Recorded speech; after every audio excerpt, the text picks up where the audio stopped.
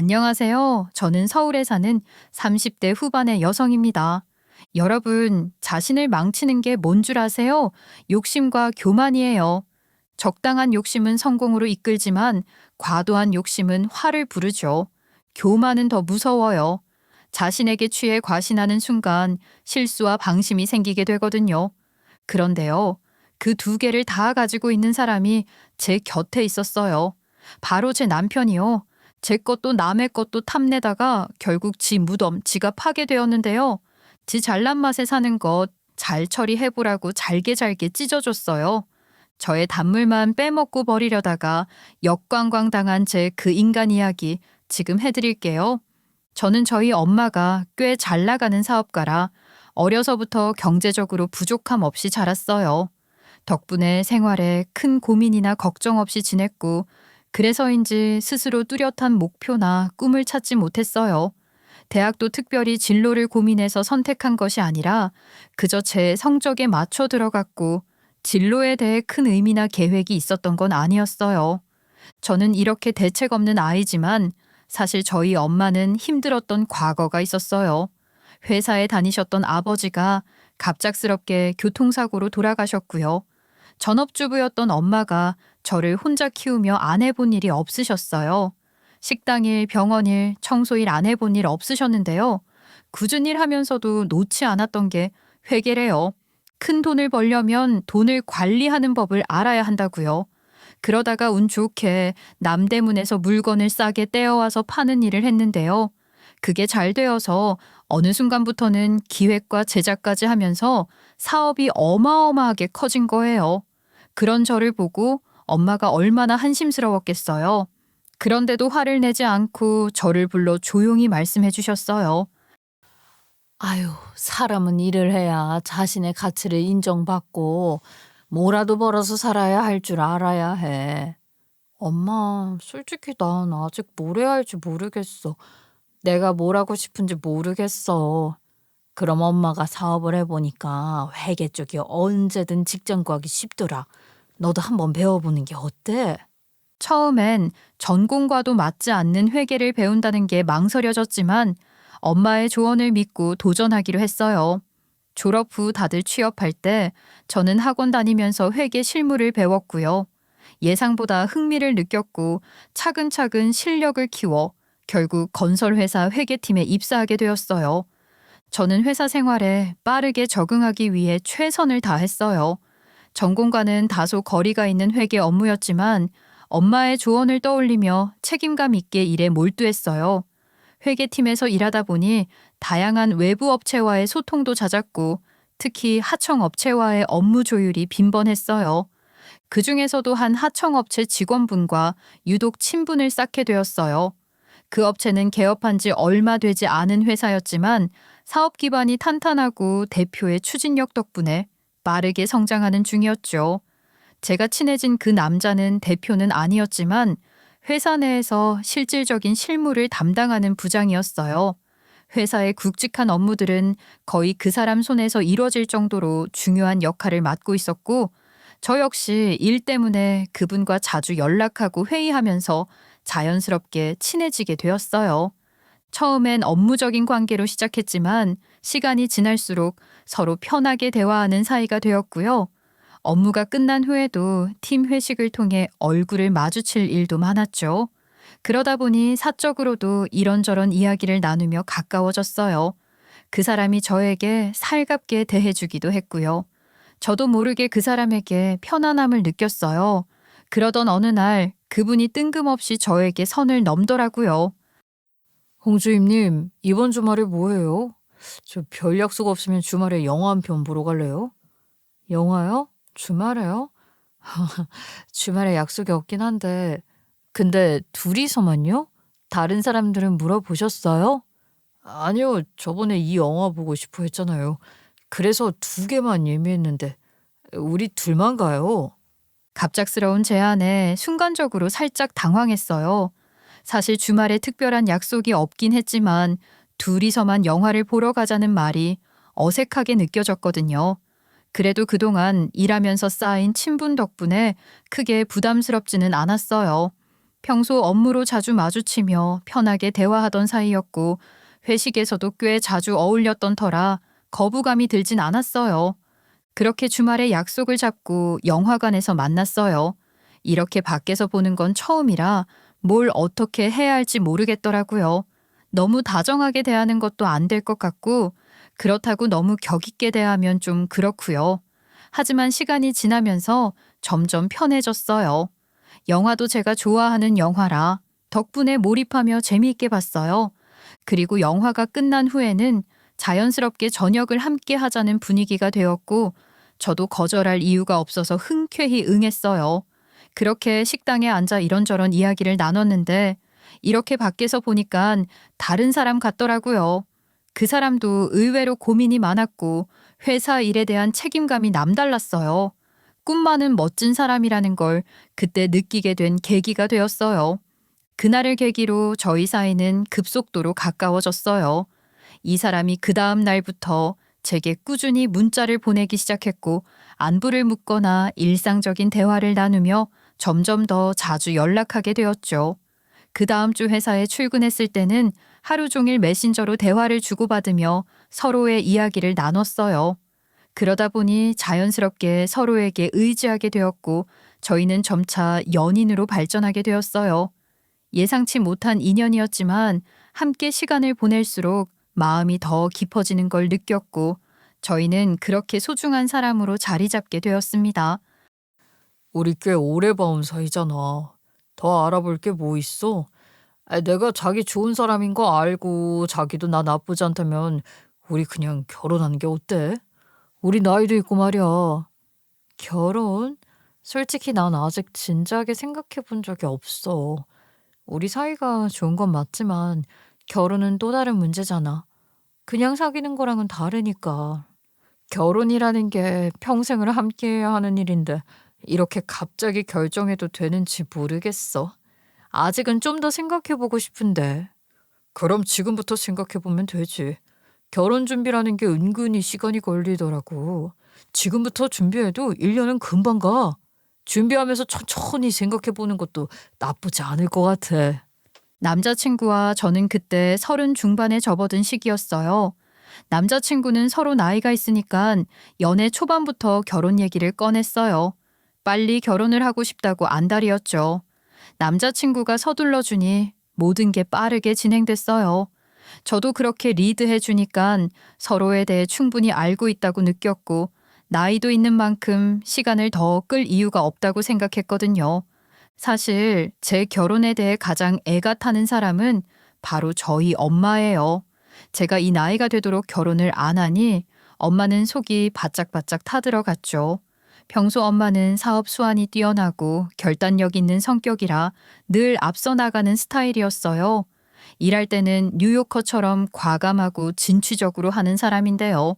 결혼은 조선시대 스타일을 추구하더라고요. 결혼은 20대 때 해야 한다고 입이 마르고 닳도록 하셨는데요. 이미 30도 훌쩍 지나버린 저를 보면서 항상 옛날 같으면 애를 둘이나 낳았을 나이라며 하루가 멀다 하고 저에게 결혼하라고 잔소리를 퍼부었죠. 처음엔 웃어넘겼지만 시간이 지날수록 엄마의 걱정이 진심에서 비롯된 거라는 걸 알게 됐어요. 엄마 입장에서는 딸이 나이가 들어 혼기를 놓칠까봐 속이 타는 것도 당연했을 거예요.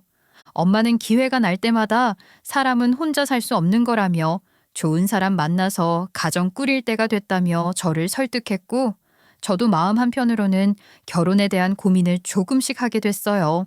그러던 와중에 남자친구가 결혼 얘기를 먼저 꺼내면서 모든 게 예상보다 빠르게 진행됐고 엄마는 그 소식을 듣고 엄청 기뻐하셨죠.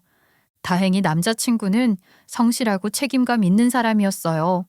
게다가 연하였고 일까지 잘하는 든든한 사람이었죠. 그런 좋은 사람을 데리고 오니 저희 엄마도 무척 흡족해했어요. 아유, 어떻게 저렇게 친구를 데리고 왔어? 사람이 그렇게 성실하고 착하기가 쉽지 않다니까.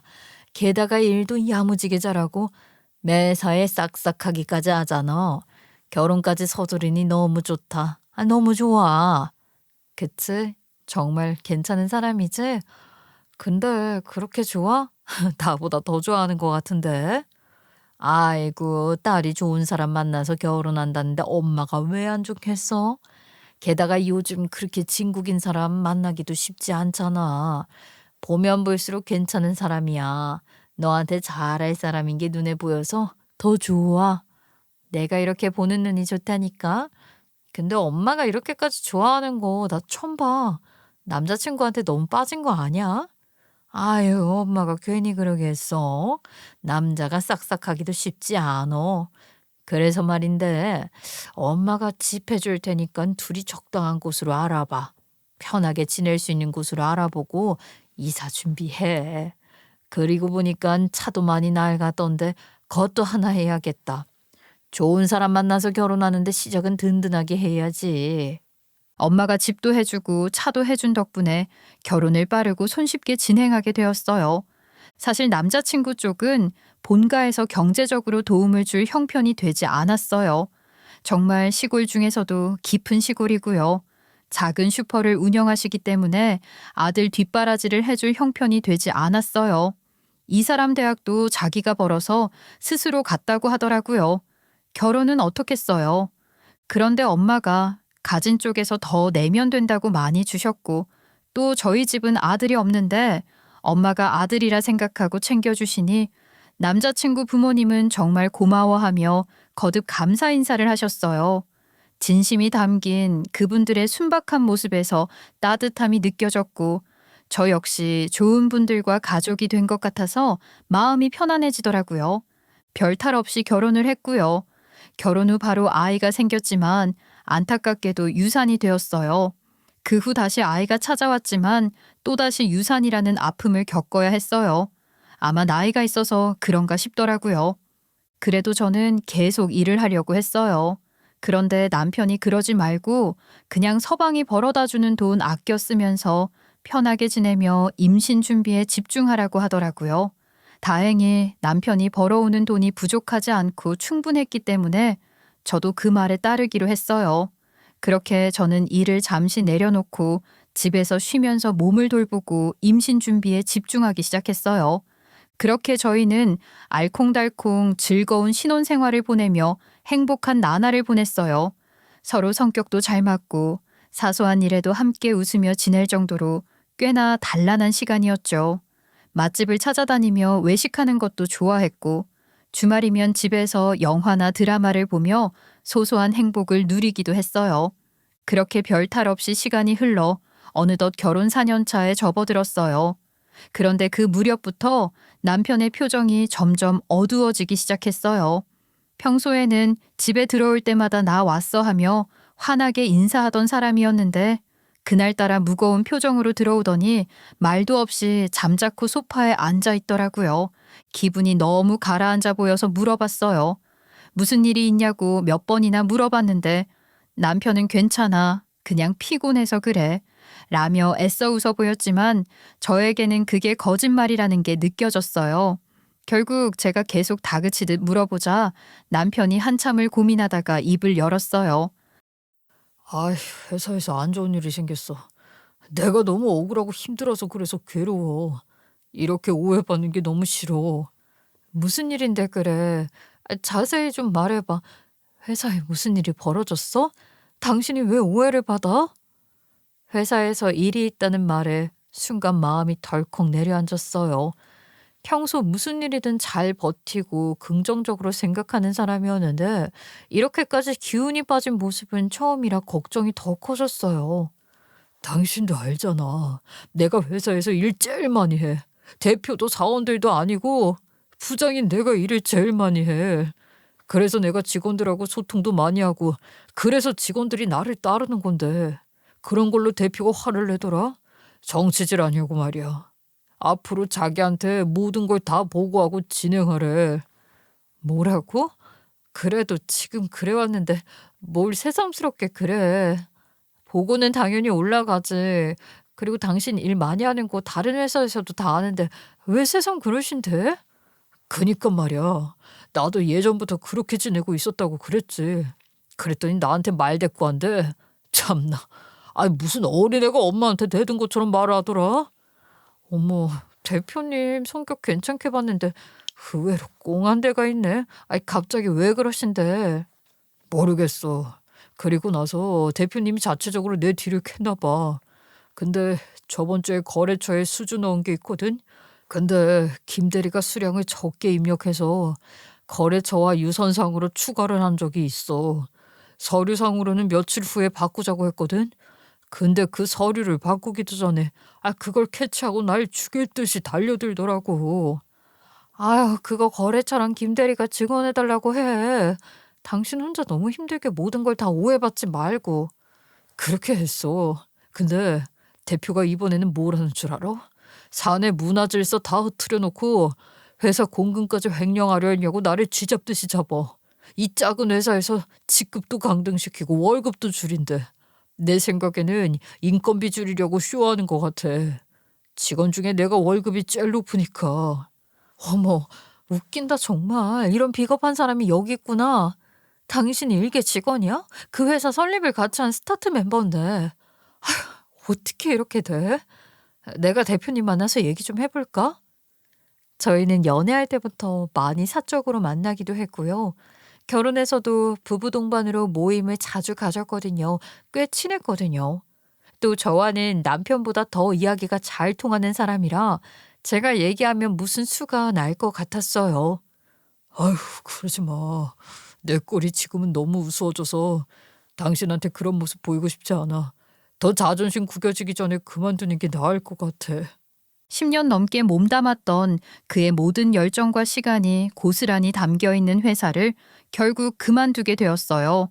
오랜 시간 함께했던 만큼 그 회사는 단순한 직장이 아니라 그의 자존심이자 삶의 일부였죠.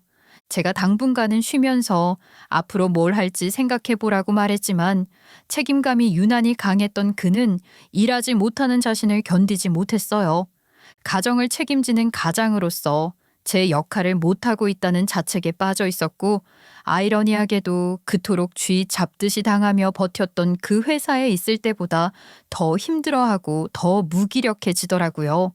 직장을 잃은 상실감과 스스로에 대한 실망이 겹치면서 하루하루가 그에게는 더 고통스러워 보였어요. 그 모습을 지켜보는 제가 너무 안쓰럽고 속이 상해서 결국 엄마에게 털어놓았어요. 남편이 얼마나 힘들어하고 있는지 자존감이 무너진 모습으로 하루하루를 보내고 있다고 말하자 엄마가 단번에 말했어요. 그까짓 회사가 뭐라고 우리 김서방을 이렇게 기죽여? 그렇게 고생하며 일한 사람한테 할 짓이야? 까짓것 김서방도 직접 사업체 하나 차려서 훨훨 날면 되지. 아니 엄마, 우리가 어떻게 회사를 내? 그럴 돈도 없고 창업이 얼마나 어려운지 모르잖아. 김서방도 지금은 그냥 일할 곳부터 찾고 있는데. 아유, 김서방이 돈이 없지 능력이 없니? 실력도 성실함도 다 갖춘 사람이야. 대표, 그거 해도 전혀 부족할 거 없어. 그리고 돈 걱정은 하지 마. 돈은 나한테 있잖아. 내가 우리 사위를 위해 그 정도도 못 해주겠어? 사업 초기 비용은 내가 지원해 줄 테니까 일단 하고 싶은 일이나 사업 아이템부터 고민해봐. 돈은 나중에 잘 되면 천천히 갚으면 되고, 아유, 안 돼도 괜찮아. 내가 우리 사위 믿어. 엄마는 그 말 그대로 진심이 느껴질 정도로 단호했고 따뜻했어요. 남편에게 그 말을 전해주자 처음엔 믿기지 않는다는 표정이었지만 조금씩 눈빛에 생기가 돌기 시작했어요. 그렇게 해서 남편은 본격적으로 사업을 시작하게 되었어요. 원래 하던 건설사 하청업체 일을 바탕으로 익숙한 분야에서 개업을 했죠. 경험도 많고 손재주도 좋아서 잘 해낼 거라 믿었지만 막상 해보니 현실은 쉽지 않았어요.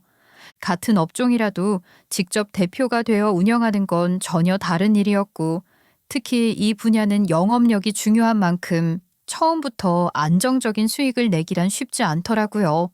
그러던 중 제가 아는 선배에게서 연락이 왔어요.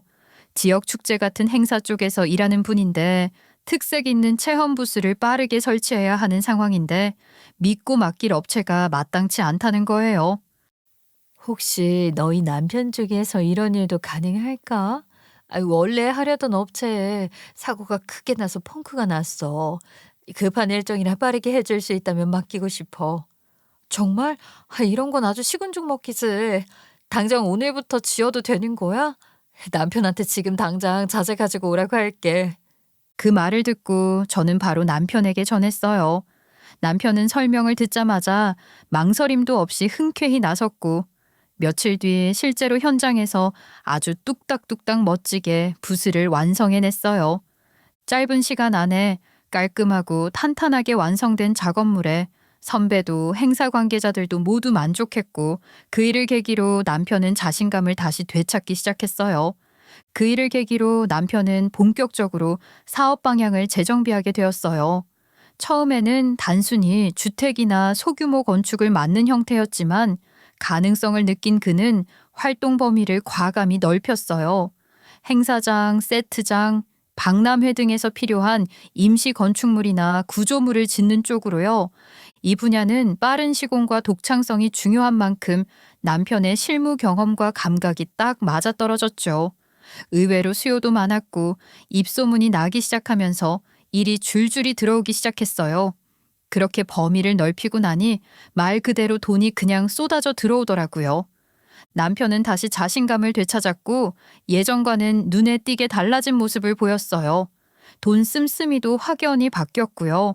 어릴 적부터 가난한 환경에서 자란 탓에 못하고 못 써본 게 많았다며 이제라도 하나하나 해보고 싶다고 하더라고요.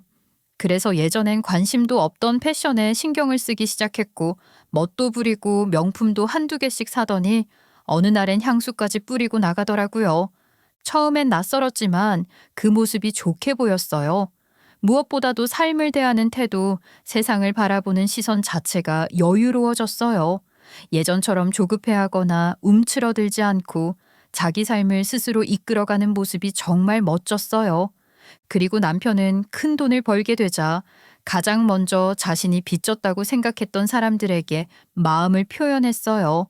사업 초기 아무 조건 없이 기꺼이 자금을 내어준 친정 엄마에게 제일 먼저 찾아가 빚을 갚았고 정중하게 감사 인사를 드렸어요. 엄마는 한박 웃음을 하면서 기대도 안 했던 돈이라며 김서방이 한 건 해낼 줄 알았다고 크게 웃으셨어요. 그날 엄마가 정말 비싼 곳에 가서 저희 밥도 사주고 옷도 사주셨는데 받은 건 저희인데 큰 효도를 한 것 같은 기분이었어요. 그리고 시부모님께는 정말 큰 선물을 드렸어요. 시골에서 오랜 세월 작은 슈퍼를 하시며 어렵게 살아오신 분들인데 남편이 그 부지에 집을 다 허물고 설계까지 해서 건물을 지어드린 거예요. 1층엔 슈퍼와 식당을 나란히 두고 2층과 3층은 민박집으로 활용할 수 있게 꾸몄고 4층은 시부모님이 편히 사실 수 있는 단독 주거 공간으로 만들었어요. 건물이 완공되던 날 어머님은 제 손을 꼭 잡고 저한테 이런 말씀을 하셨어요. 아유, 이리 와봐라. 이게 다 너 덕분이다. 우리 아들이 이렇게 사람 대접받는 날이 올 줄 몰랐어. 아이고, 우리 집 복덩이는 바로 새아가 너다. 어머님, 저희가 앞으로 자주 찾아뵙고 효도하며 살게요. 그 손주도 안겨드리면서 행복한 추억 많이 만들어 드릴게요. 제가 이렇게 말하니까 어머님이 제 손을 한참 쓰다듬으며 우셨어요. 시아버지도 고맙다고 자기들을 해준 게 없는데 받기만 한다며 저한테 미안해 하셨는데 저도 마음이 찡하고 뿌듯해서 울컥했네요. 나중에는 남편까지 넷이 부둥켜 안고 한참을 울었어요. 저는 그때서야 마음이 조금 놓였어요. 이제 남편도 자리를 잡았고 삶이 안정되어 가니 본격적으로 시험관 시술을 준비해 보려고 했죠. 그런데 그 시점에서 남편이 그냥 애 없이 둘이 살자네요. 여행도 다니고 좋은 집에서 편하게 살면서 우리 둘만의 인생을 즐기자고요. 순간 살짝 당황했어요. 저는 아이를 갖고 싶다는 생각이 여전히 있었거든요. 그래서 조심스럽게 제 의견을 말했더니 남편이 조금만 더 생각해보고 우리 둘 다 준비됐을 때 결정하자고 했어요. 저는 그 말이 섭섭하면서도 이해가 됐어요.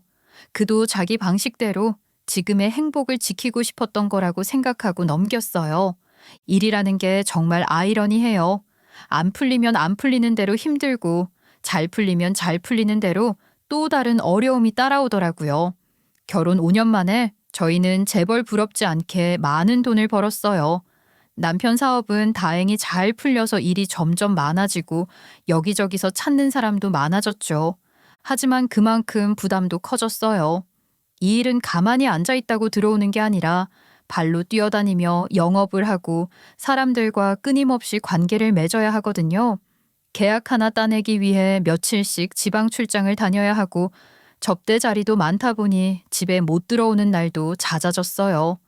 어쩌다 들어와도 술에 절어 있는 경우가 많았고 그럴 때마다 남편은 진심으로 힘들다고 말하곤 했어요. 그 말에 저도 마음이 아팠어요. 밖에서는 성공한 사장처럼 보이겠지만 그 뒤에는 매일같이 쌓여가는 피로와 외로움이 있었던 거죠. 삶이라는 게 언제나 쉽지만은 않다는 걸 다시 느꼈어요. 그래서 남편은 점점 버거워지는 기존 사업 대신 완전히 새로운 방향을 구상하기 시작했어요. 이번에는 몸으로 뛰지 않아도 되는 좀 더 안정적이고 지속 가능한 사업을 해보자며 큰 그림을 그리더라고요. 그가 꺼낸 아이디어는 정말 야심찼어요. 바로 대중에게 사랑받았던 대작 영화들을 테마로 한 체험형 테마파크를 만드는 거였죠. 마치 세트장처럼 꾸며서 관람객들이 직접 그 장면 속에 들어가 보는 듯한 경험을 하게 하고 싶다는 거예요. 말 그대로 앉아서 손님 받는 관광 사업이었죠. 구상을 시작하던 중 한 지역이 유력 후보로 떠올랐고 그 지역엔 마침 저희 엄마가 소유하고 있던 넓은 빈 땅이 있었어요. 그걸 떠올린 남편이 조심스레 저한테 말하길래 둘이 엄마를 찾아뵈어서 이야기했죠. 장모님, 혹시 그 지역에 있는 땅 아직 갖고 계시죠? 제가 지금 구상 중인 사업이 있는데 그 땅이 위치적으로 딱 맞는 것 같아서요. 그 땅? 어머, 거기를 왜? 거긴 그냥 몇 년째 놀리고 있어서 애물단지야. 세금만 엄청 나가거든. 엄마, 이번에 남편이 체험형 테마파크 만드는 거 구상 중인데 진짜 잘 될 것 같아. 장소가 중요한데 마침 엄마 땅이 딱이래. 그래? 아니 뭐 놀리고 있는 땅인데 뭐라도 해서 먹으면 좋지. 땅이라는 게 놀리면 잡초만 자라. 필요하면 둘이 그 땅 가지고 지지고 볶고 하면서 열심히 살아보던지. 정말 괜찮으세요, 장모님? 너무 무리한 부탁이 아닐지 걱정돼서요. 저한테 파시면 제가 제값에서 하겠습니다. 아이 참 무슨 소리야 우리 사위가 한다는데. 나는 믿지. 너는 사람 참 듬직하고 일 하나는 야무지게 하는 사람이야. 잘 해낼 거라고 생각해. 그냥 헐값에 넘길 테니까 부담 갖지 말고 해봐. 저희 엄마가 화끈하신 분이잖아요. 남편이 그 땅 사겠다고 하니까 시세보다 훨씬 싸게 넘기셨어요. 사실 엄마도 처리해야 한다고 생각하고 있던 땅이었는데 사준다니깐 잘 됐잖아요. 가족 간의 거래라 부동산을 끼지 않고 거래를 했지만요. 세금이나 신고 등 일 처리는 제대로 했어요. 이후 남편은 영화사들과 접촉해 사용권을 조율했고 지자체에도 협의 요청을 넣었어요. 모든 게 한 단계씩 진지하게 움직이기 시작했죠. 원래는 남편이 자기 자본으로 조심스럽게 시작하려고 했는데 아이디어가 알려지자마자 투자하겠다는 사람들이 몰려들었대요. 그 결과 무려 100억 원 규모의 투자 계약이 성사됐어요. 그야말로 인생의 새로운 챕터가 열리는 순간이었죠. 전화로 그 소식을 듣고 저는 집에서 조용히 둘만의 축하 파티를 준비해 놓고 기다리고 있었어요. 그런데 집에 돌아온 그 사람에게 마치 연말에 큰 상이라도 받은 사람처럼 여기저기서 축하 인사 전화가 물밀듯이 쏟아졌죠. 남편에게 잘 보이려는 사람들까지 전화하며 분위기가 정말 정신없었어요. 한참을 그렇게 통화하느라 분주하던 남편이 전화를 모두 마치고 나서야 비로소 저와 마주 앉았고 저는 웃으며 남편한테 축하한다고 했더니 남편이 뜬금없는 말을 하대요. 아이 미안. 오래 기다렸지? 근데 미안하지만 이런 거 필요 없어. 살림하는 년도 이제 바꿀 때가 됐지. 이혼하자. 애도 못 낳고 늑다리 만나서 결혼 내내 재미없었어. 솔직히 말할게. 너는 돈 말고는 볼 게 없어. 난 이제 젊은 여자 만나서 애 낳고 재밌게 살 거야. 곧 이혼 서류 보낼 테니까 도장 찍어서 법원에 내. 뭐라고? 뭔 소리야? 무슨 말이야? 다시 말해봐. 당신 태도 갑자기 왜 이래? 살림하는 년? 내가 고작 당신한테 살림하는 년이야? 갑자기 왜 이러는 건데? 무슨 일 있었어? 나 그동안 당신이랑 사는 거 지겨웠어. 내가 가진 게 없으니까 그동안 같이 산 거지. 이제는 내가 참을 이유가 없잖아. 뭐라고? 그럼 지금까지는 뭐였는데? 내가 당신 일으켜 세운 사람이고 당신이 다 힘들 때 옆에 있었던 사람이 나야. 받아먹을 거 다 받아 처먹고 이제는 내치는 거니? 무슨 소리야? 받아먹었다니. 나는 정산 다 끝냈어. 장모님이 투자한 사업 초기 자본도 다 갚았고 땅도 돈 주고 정정당당하게 계약했잖아. 나 이제 너희 집에 한 푼도 빚진 거 없어.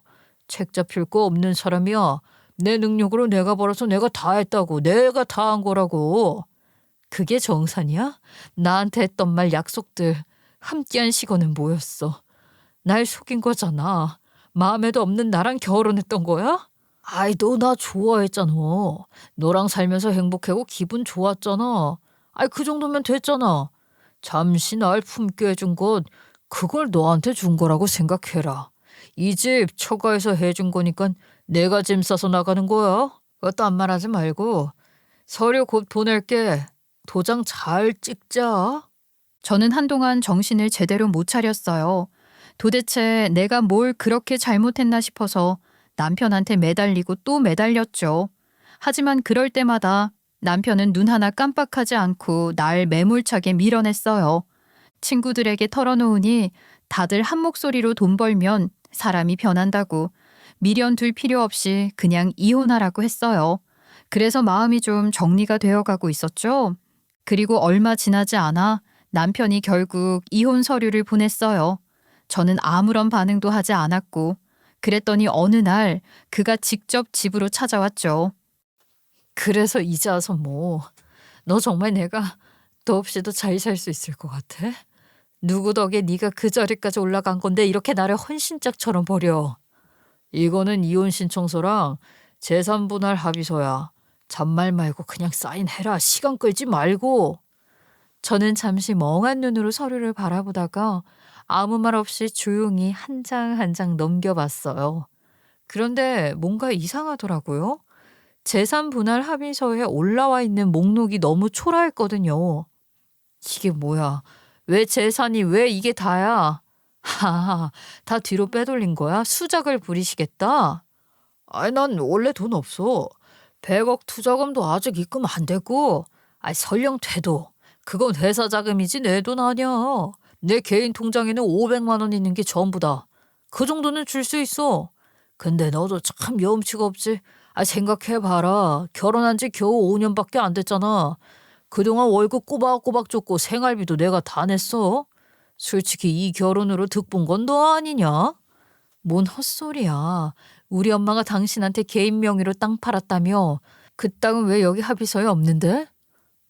그거 이미 명의 다른 사람 걸로 바꿨어. 지금은 내 것도 아니야. 명의 넘어간 지 꽤 됐다고. 법적으로 내 게 아닌데 내가 줄 수가 없지. 뭐? 그럼 여보, 하나만 물어보자. 혹시 땅 계약서 특약사항 꼼꼼히 읽어봤니? 누구랑 계약됐는지 무슨 조건이 들어갔는지까지? 무슨 수작이야? 계약서에는 아무 이상 없었어. 야, 너 지금 진짜 이혼 안 하고 싶어서 이러냐? 안 하고 싶다고 해서 안 할 수 있는 문제가 아니야. 내가 왜 이혼을 안 하고 싶어? 자, 지금 내가 중요한 얘기할 테니까 잘 들어. 내가 앞으로 어떤 일이 벌어질지 설명해 줄게. 저는 앞으로 남편에게 일어날 일들에 대해 조근조근 다 설명해 주었어요. 계약서 특약사항 안 읽어봤나 보네 진짜. 우리 엄마가 그 땅 너한테 팔 때 말이야. 부지 명의 타임 변경 시 계약 자동 해지라는 특약을 걸어놨어. 그것도 몰랐니? 네가 명의 변경했으니까 계약은 자동으로 파기라고. 우리 엄마가 나랑 잘 살아보라고 싸게 넘긴 거지 너 혼자 잘 먹고 잘 살라고 퍼준 거 아니걸랑? 나한테 뭐라고? 야, 그걸 내가 모르겠냐? 내가 바보야? 그딴 특약 하나 없이 계약을 했을 것 같아.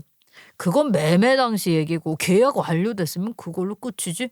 지금 와서 아무 소용없어. 아, 너 진짜 머리 좋은 줄 알았는데 그냥 천하의 바보구나. 또 다른 조항도 못 봤지. 계약일로부터 5년간 명의 이전 금지라는 조약이 있단다. 기한 명시된 조항이라 유효하거든. 아유, 진짜 대가리가 빠간가. 어쩌냐? 그 땅에 사 퍼보지도 못하고 다시 돌려줘야겠다. 남편은 제 말을 듣고 바로 어딘가에 전화를 하더라고요. 그리고 그걸 확인하고 난 후에 표정은 정말 가관이었죠. 아주 절망스러운 표정. 고소했어요. 우리 엄마가 혹시라도 나랑 사이 틀어질까 봐 그거 걱정해서 그런 특약을 다 넣어놨어. 앞으로 뭔 일이 어떻게 벌어질지 모르니까 최소한의 방어는 해두신 거지. 아, 미치겠네. 장모님은 왜 그딴 특약을 걸어가지고 아이씨 안 되는데. 아이씨. 그 인간은 후회가 가득한 채 혼잣말로 쌍욕을 퍼부었고요. 그게 모자란 자기 스스로한테 하는 말이겠죠? 병신이 따로 없어요. 거기에 제가 한마디 더 보탰어요. 근데 내가 왜 합의 이혼 서류에 바로 사인 안 하고 며칠이고 몇 날이고 붙들고 고민했는지 너 아니? 나한테 미련이 남았겠지. 너가 날 좋아했으니까 그래서 고민하고 있었어? 아, 그런 거야? 아니, 너 너무 착각이 심하다. 아, 니까짓 게 무슨 합의 이혼이야. 너 바람도 폈더라? 그래서 애 안 낳자고 한 거였어? 야, 너 같은 새끼 그냥 버릴까 했는데 억울해서 안 되겠어. 너는 소송을 당해봐야 해. 내가 아주 모든 것을 총동원해서 너한테 지옥을 선사해 줄 거니까 너 그런 줄 알아. 남편은 제가 아무것도 모를 거라 생각했나 봅니다. 하지만 세상에 비밀이란 오래가지 않죠. 그 인간이 바람을 피우고 있었다는 사실 저는 이미 알고 있었어요. 남편이 이혼하자고 하고 지른 지 얼마 지나지 않아서 남편 회사 직원 중에 그 인간과 함께 창업 초기부터 함께했던 후배가 있어요. 원래는 남편이 예전에 다니던 회사에서 데려온 인재였고 저도 오래전부터 알고 지낸 사이입니다. 워낙 사람도 괜찮고 성실해서 제가 제 지인 중 한 명을 소개해 줬거든요. 둘이 잘 맞아서 연애를 하다가 지금은 결혼 준비 중이에요. 그런데 그 후배가 어느 날 조심스럽게 저를 따로 만나 얘기를 꺼냈어요. 처음엔 많이 망설이더니 결국 말하더라고요. 아, 누님, 혹시 대표님 요즘 이상하지 않아요? 요즘 사생활에서 좀 문제가 있어 보이는데요. 놀라지 말고 들으세요. 사실 대표님 딴 여자 있어요. 뭐? 여자? 그 사람이 지금 바람을 핀다는 거야? 확실해? 괜히 의심하면 안 돼. 그래도 그 사람이 그럴 사람이 아닌데. 네, 제가 직접 많이 봤어요. 처음엔 회사 근처에서 여러 번 같이 있는 걸 목격했는데 언젠가부터는 아예 대놓고 회사에 찾아오기 시작하더라고요. 혹시 그냥 거래처 사람이거나 업무상 아는 분 아니야? 괜히 오해한 거 아니냐고. 그랬으면 제가 이런 말 안 하죠. 이건 단순히 외도가 아니라고요. 제가 그 여자분이 회사에 왔다가 돌아갈 때 일부러 데려다주는 척하면서 이것저것 물어봤거든요. 그랬더니 이미 살림 차렸다고 하더라고요. 게다가 그 여자 뱃속에 애도 있대요. 말도 안 돼. 그 사람이 나한테 그동안 얼마나 다정했다고. 그럴 리가 없잖아. 어떻게 그런 짓을. 누님, 저 증거도 다 있어요. 전 그냥 보고만 있을 수 없었어요. 잘못한 사람이 벌해받아야지 당한 사람이 다치고 무너진 건 정말 아니잖아요. 솔직히 저는 대표님보다 누나 더 좋아하고 더 존경해요. 그래서 더 용기 내서 말씀드리는 거예요. 이런 큰일 그냥 모른 척하고 지나가면 평생 후회할 것 같아서요. 그 후배가 남편이 바람을 피기 시작한 시점을 알려줬는데 곰곰이 생각해보니 그때가 남편이 바쁘다는 핑계로 집에 잘 들어오지 않던 시기와 겹치더라고요. 저도 그 무렵부터 남편의 수입이 눈에 띄게 많아졌고 돈이 넘쳐나다 보니 굳이 어디에 얼마나 쓰는지 세세하게 확인하지 않았어요. 그냥 열심히 일하니까 그만큼 버는 거겠지 싶었죠. 하지만 그 뒤로 남편이 그렇게 이중 생활을 하고 있었고 심지어 살림까지 따로 차렸을 줄은 정말 상상조차 못했어요. 그리고 또 하나 남편이 집에 왔다가 돌아간 후에 들은 이야기인데요. 누님, 제가 알아봤어요. 저 그 땅 명의 변경이요. 놀라지 마세요. 그 상간녀한테 명의를 해준 게 맞더라고요. 뭐? 그 땅을 그 여자한테 넘겼다고? 미쳤나 이게 진짜? 그 땅이 어떤 땅인데 말이 돼? 어이가 없네 정말. 저도 처음에 그 명의 변경했다고 들었을 때는 당연히 회사 이름일 줄 알았어요. 근데 개인 명의더라고요. 그것도 그 여자. 저도 진짜 충격받았어요. 그리고 아무리 생각해도 이런 사람 밑에서 계속 일한다는 건 제 자존심이 허락하지 않더라고요. 처음엔 형이라 믿고 따랐는데 시간이 지날수록 그 사람의 민낯이 너무 선명하게 보여서요. 그래서 저는 결국 전에 회사로 돌아가기로 했어요. 다행히 받아주신다고 하시네요. 아휴, 잘 생각했어. 너 같은 애가 저런 사람이랑 일하는 거 그 자체가 아까웠다. 다행이다. 그래도 돌아갈 곳이 있어서. 그리고 한 가지만 더 말씀드릴 게 있어요. 요즘 대표님이 땅 계약에 걸려있는 특약 조항을 무효할 방법을 밤낮 없이 찾아다니고 있어요. 뭔가 빠져나갈 구멍 없나 싶어서 법무사며 변호사며 계속 기웃거리고 있더라고요. 그러니까 누님도 혹시 모르니까 미리 대비해 두세요. 걱정 마. 그 특약은 계약서에 명확하게 명시돼 있어. 그리고 그런 조항은 당사자 동의 없이는 절대 취소할 수가 없어. 결국 우리 엄마가 없던 일로 하자고 하지 않는 이상 법적으로는 전혀 무효화가 불가능하단 얘기지. 근데 우리 엄마 그런 일 절대 안 해. 그 사람 아무리 발버둥 쳐도 이미 끝난 게임이야. 그 인간도 점점 알아볼수록 뒤늦게 깨닫게 될 거예요. 자기가 얼마나 어리석었는지를. 이제 와서 후회한들 이미 모든 건 너무 늦었다는 걸 말이에요. 그 사실을 알게 된 건지 남편은 완전히 태도가 바뀌었어요. 이제야 사태의 심각성을 깨달은 건지 저한테 울고불고 매달리기 시작했죠. 문자며 전화며 새벽에도 찾아와서 한 번만 용서해달라고 애원했고 급기야 우리 엄마한테까지 찾아가 무릎 꿇고 빌었다고 하더라고요. 하지만 이미 모든 신뢰는 산산이 깨진 뒤였고 저 역시 더는 감정적으로 흔들리지 않기로 마음먹었어요. 그래서 저는 더 독하게 나갔습니다. 합의 이혼이 아닌 정식 이혼 소송을 제기했고 땅 문제와 상간녀 문제까지 포함해 철저하게 대응했어요. 남편이 엄마에게서 싸게 넘겨받았던 땅은 특약 조항 덕분에 별다른 다툼 없이 계약 무효가 되었고 부지 소유권은 다시 엄마에게 돌아갔어요. 그 땅이 사업의 핵심 기반이었기 때문에 남편이 야심차게 추진하던 테마파크 사업은 뿌리부터 무너졌죠. 하지만 거기서 끝이 아니었어요. 저는 남편과 불륜을 저지른 그 여성을 상대로 상간녀 소송도 진행했어요. 처음엔 당당하게 굴더니 법적 소장이 날아가고 상황이 커지자 결국 고개를 숙였고 법정에서 정식으로 사과와 손해배상금을 지급하는 판결이 나왔습니다. 이런 상황들이 한꺼번에 몰아치자 남편 인생은 말 그대로 소송 지옥에 빠졌어요. 특히 결정적인 타격은 투자자들로부터 받았어요. 남편이 추진하던 사업에는 3명의 투자자가 있었는데 그들과의 계약서에는 해당 날짜까지 모든 계약이 완료되지 않을 시 계약금의 2배를 위약금으로 배상한다는 조항이 명시돼 있었던 거죠. 당시 남편은 총 투자금의 10%씩 수십억 원 규모의 초기 자금을 받았었고 사업이 무산되면서 위약금만 해도 몇십억 원에 달했어요. 문제는 그 돈을 돌려줄 여력이 남편에게 전혀 없었다는 거예요. 땅도 날리고 사업도 무너지고 불륜 사실까지 드러나 사회적 평판도 바닥을 쳤으니 누가 다시 손을 내밀겠어요.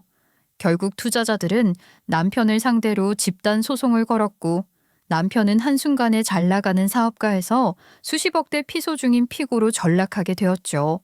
이제 와서 자기가 왜 그랬는지 모르겠다고 너무 후회된다고 읊조리지만 그 모든 결과는 본인이 자초한 일이었고 저는 냉정하게 말할 수밖에 없었어요. 후회는 모든 걸 잃은 후에 하는 게 아니라 잃기 전에 해야 하는 거라고요. 그 사람의 배신과 욕심은 결국 모든 걸 무너뜨렸고 저는 그 과정을 차분하게 그리고 끝까지 지켜봤습니다. 이혼하고 나서야 진짜 남편의 실체가 하나둘씩 드러났습니다. 그동안 제가 알고 있던 모습은 겉모습일 뿐 그 안에 어떤 속셈을 품고 있었는지는 전혀 몰랐죠. 그러던 어느 날 우연히 남편이 예전에 다니던 회사의 대표를 만나는 자리가 생겼어요. 전부터 남편이 말하길 그 회사에서는 억울한 오해를 받아 쫓겨났다고 했었죠. 자기가 열심히 일했는데 질투를 받았고 결국 배신당해 나올 수밖에 없었다는 식으로 말했어요. 그런데 대표의 이야기는 전혀 달랐습니다. 아유, 재수 씨, 이혼하길 진짜 잘했어요. 그 자식 처음부터 재수 씨가 어느 정도 사는 집의 딸이라는 걸 알고 의도적으로 접근했어요. 처음부터 계산된 만남이었다고요. 정말요? 그럼 그때 왜 저를 말리지 않으셨어요? 왜 보고만 있었어요? 그랬다면 제 호적이 더럽혀지는 일은 없었을 텐데요. 나도 그 자식이 그때는 괜찮은 녀석인 줄 알았거든요. 그리고 결혼이 원래 이것저것 따지면서 하는 것도 맞고 둘이 서로 많이 좋아하는 줄 알았죠. 아무튼 미안해요. 그쵸. 그 인간 처음에는 사람 좋은 척, 자기는 억울하다는 척 그런 거 참 잘하죠. 맞아요. 처음에 발톱을 숨기고 있다가 갑자기 본 모습을 드러내죠. 저한테도 그랬잖아요. 제 회사 삼키려다 수쓰다가 나한테 걸렸잖아요. 들었어요. 무슨 일이 있었다고요? 혹시 그때 그것도 그 인간이 만들어낸 일이에요? 회사를 장악하려고 조직적인 움직임을 벌이더라고요. 회사 내에서 영향력이 있던 직원을 자기 편으로 만들고 내부적으로 저를 끌어내리고 회사를 어렵게 만든 다음에 헐값에 인수해서 지가 대표가 되려 했다는 걸 저도 알게 됐어요. 맞아요. 그 사람이 자기 그런 오해받고 있었다고 했었는데 지금 생각해보니까 오해가 아니라는 생각이 드네요. 맞아요. 오해 아니라 팩트예요. 심지어 주문서를 조작해서 리베이트 챙기더라고요. 거래처 직원이 증언해줬어요. 우리 회사 직원도 확인했고요. 제가 괜히 그런 게 아닙니다. 고생 많으셨어요. 아휴, 사람 잘못 둔 죄 톡톡히 치르셨네요. 전 그것도 모르고 오해했었어요. 대표님, 죄송해요. 아휴, 아니에요. 그래도 제가 정이 많거든요.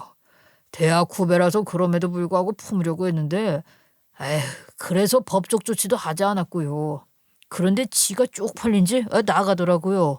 이미 그 업계에서 소문나서 개업 후에도 일이 잘 안 풀려서 쌤통이다 했거든요. 근데 다른 식으로 돈을 벌어서 세상 참 불공평하다 했는데 이런 일이 생기다니 역시 하늘은 있는 것 같아요. 그 인간 실은 자기 이익만을 위해 계산적으로 움직였고 거짓말을 아무렇지 않게 해왔다는 걸 이제야 알게 되었어요. 그런 사람을 믿고 결혼했던 제 자신이 너무 부끄러웠습니다. 제가 보기에 그는 묵묵히 일 잘하고 책임감 강한 사람이라고 생각했어요. 그런데 모든 게 하나의 시나리오 같았어요. 결국 저는 그 사람에게 완벽히 속았던 겁니다. 사람을 볼 줄 안다고 자부했던 제 안목이 이렇게까지 틀릴 수 있다는 사실이 참담하게 느껴졌어요.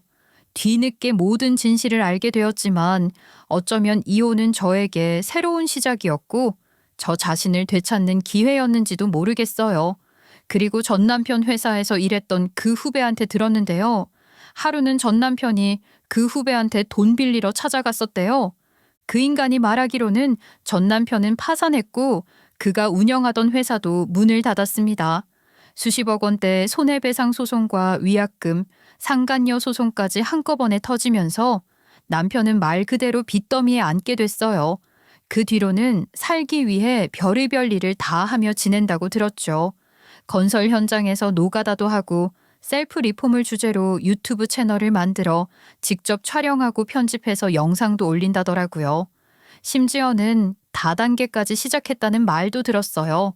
어떻게든 다시 일어나 보려는 몸부림이겠지만 이미 그가 잃어버린 신뢰와 사람들은 돌아오지 않죠. 특히 안타까운 건 돈이 너무 없어서 결국 예전에 본인이 부모님께 지어드렸던 건물에까지 손을 댔다는 거예요. 그 부모님은 그 건물을 아들이 성공한 증표라고 생각하고 얼마나 기뻐하셨는데 그 집에 저당을 잡고 돈을 빌렸다니 안타까워요. 그 부모님은 착하고 순박하셨거든요. 저희 이혼한 것도 모르더라고요. 나중에 전화 와서 정말 미안하다고 우시는데 안타까웠어요. 그리고 정말 기가 막힌 건 따로 있었어요. 아니, 누님, 이건 아무것도 아니에요. 충격적인 거 알려드릴게요. 형님이랑 그 상간녀 있잖아요. 살림까지 차렸는데 그 여자 알고 보니까 꽃뱀이더라고요. 그것도 조직적으로 움직이는 사기단이요. 돈 좀 만지기 시작한 사람들 타깃으로 잡아서 접근하고 감정 흔들고 마침내 마음 얻은 뒤엔 골수까지 싹 다 빼먹고 떠나는 수법이래요. 어머머, 그 인간 역으로 당했네. 그래서요? 그 여자는 어떻게 됐어요? 형님이 그 여자한테 집을 해줬더라고요. 명의까지 완전히 해준 거죠. 근데 사업 망했다는 소문 돌기 시작하자마자 그 여자가 그 집 팔고 흔적도 없이 사라졌대요. 뭐라고? 그런 사람이 진짜 있어? 이야, 이거 드라마 아니야? 아니, 그 왜 뱃속에 애도 있었다며 그 애는? 그것도 뻥이랍니다. 초음파 사진까지 어디서 구해와서는 다 뻥을 친 거예요. 그래서 집도 사주고 이혼도 하라고 해서 이혼도 하고 아주 돈 쪽쪽 빨아먹으려고 했는데 그때 딱 사업이 망한 거죠. 세상에. 그래서 갑자기 잘 되자마자 나한테 이혼하자고 했구나. 미친 인간. 아주 잘 됐네. 그런 인간은 지가 당해봐야 돼. 저는 이런 생각이 들더라고요. 만약에 매매한 땅에 특약이 없었다면 땅도 그 여자 손에 넘어갔을 거라고요. 그랬겠네. 어쨌든 저쨌든 망할 사람이었어. 인생의 바닥을 경험하고 있을 기분이 어떨까? 세상 인연 다 소중하다지만 그래도 인연을 조심해서 해야 한다는 걸 뼈저리게 배운 사건이었어요. 이 모든 게 저희 엄마가 신경 써준 덕분인 것 같아요. 엄마는 정말 배울 점이 많은 사람이에요. 그런 큰 일이 있었는데도 저한테 한마디 원망도 없이 오히려 잘 됐다고 웃어 넘기셨어요.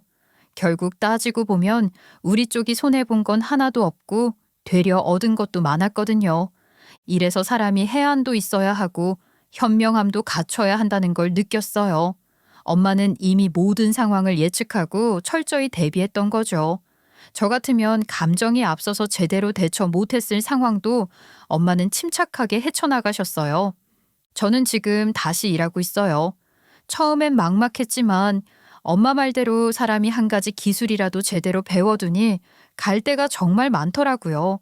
다시 사회로 나와보니 저를 필요로 하는 곳이 생각보다 많았고 그게 얼마나 감사한 일인지 새삼 깨닫고 있어요. 이제는 열심히 일해서 내가 번 내 돈을 소중히 여기고 내 삶을 지키며 살 거예요. 누구에게 휘둘리지 않고 누군가에게 기대지 않으며 스스로 설 수 있는 사람으로요. 그리고 깨달았어요. 탐욕으로 쌓은 성공은 결국 모래성에 불과하다는 걸요. 겉으로는 화려해 보여도 그 안에 진심과 정직이 없으면 언젠가는 무너질 수밖에 없어요. 반면 작고 느리더라도 진심을 담아 한 걸음씩 쌓아 올린 삶은 쉽게 무너지지 않아요. 그리고 나쁜 인연은 과감히 끊어야 한다는 것도 깨달았고요. 지혜롭고 해안 있는 사람 곁에 둬야 한다는 것도요. 나중에는 제가 사람들한테 앞을 내다보고 조언도 해주는 사람이 될 수 있게 열심히 노력하며 살 거예요. 더 단단하게, 더 지혜롭게. 그리고 언젠가 엄마처럼 누군가에게 믿음과 배움을 주는 사람이 되고 싶어요. 그런 날이 오겠죠? 제 이야기는 여기까지입니다. 감사합니다.